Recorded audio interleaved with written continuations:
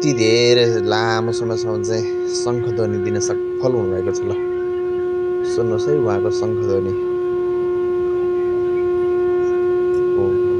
सुन्नुहोस् है, एक रफ्तारमा चाहिँ उहाँले चाहिँ शङ्खध्वनि दिइरहनु भएको छ। सायद यति लामो समयसम्म शङ्खध्वनि दिन सक्ने व्यक्ति चाहिँ अरू हुनुहुन्न होला है। नन स्टप दिनुभएको छ है उहाँले।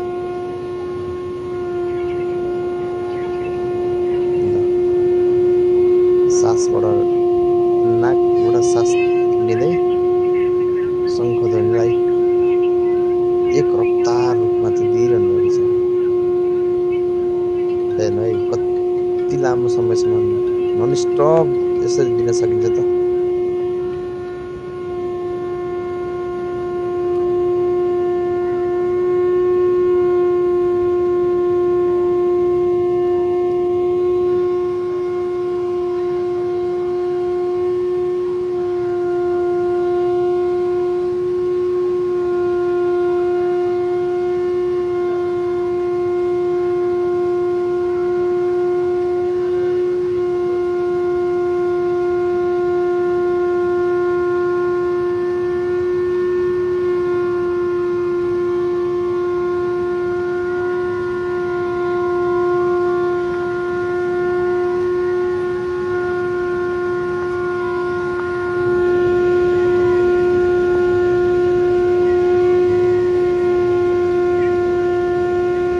हामीलाई सुन्दा पनि आश्चर्य लाग्छ। उहाँले नन स्टप लगभग 8 मिनट जति चाहिँ शङ्खध्वनि दिन सक्नुभएको छ।